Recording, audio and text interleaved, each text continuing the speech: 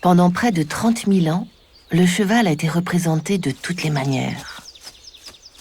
Dessiné au charbon, gravé dans la roche, tracé au doigt dans l'argile, sculpté en bas-relief sur une paroi, peint à l'ocre, en seulement quelques traits ou au contraire dans la splendeur des volumes et des coloris.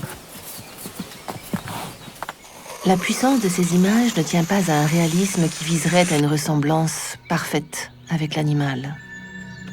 La force de ces œuvres repose avant tout sur les choix stylistiques et sur le savoir-faire des artistes. Plusieurs techniques et outils sont mixés, avec une extraordinaire inventivité et une immense liberté. Mélanger des pigments végétaux ou minéraux afin d'obtenir des teintes de noir, de rouge, ou créer des œuvres polychromes. Estomper et souffler des pigments avec la bouche ou une sarbacane pour le velouter d'un pelage.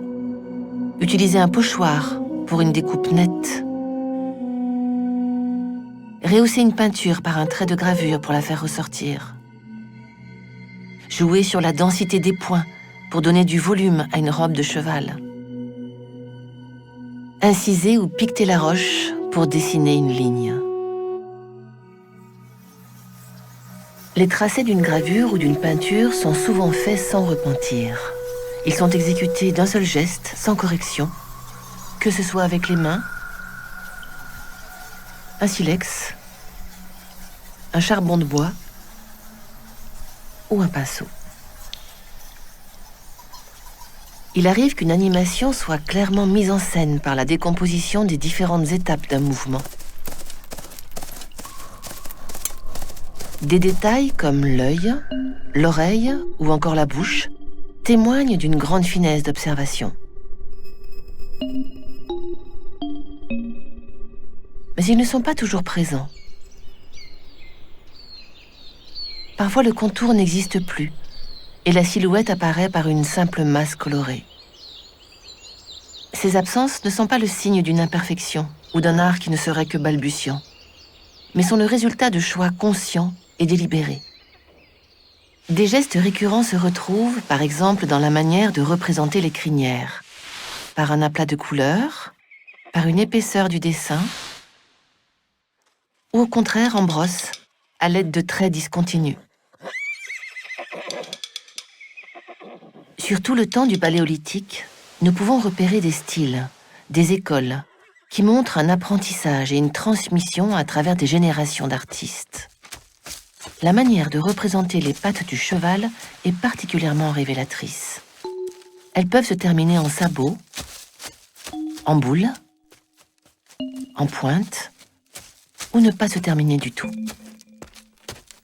Un procédé graphique très singulier se généralise il y a environ 20 000 ans, à une période que l'on appelle le magdalénien. Pour créer un effet de perspective et donner du volume à l'animal, les artistes préhistoriques se servent d'un vide, d'une réserve, qui écarte légèrement la patte la plus éloignée du spectateur. Ce procédé se retrouve sur de nombreuses représentations de la même période, un peu partout en Europe. La généralisation de cette convention graphique est peut-être le signe d'une normalisation et d'une complexification des sociétés. C'est peut-être aussi la fin de l'immense diversité et de la grande liberté qui présidait jusqu'alors aux styles artistiques de l'art paléolithique. Alors prenons du recul. Les différentes manières de représenter l'animal n'ont pas suivi une évolution chronologique qui irait, dans un mouvement linéaire, du plus simple au plus complexe, du plus rustre au plus beau.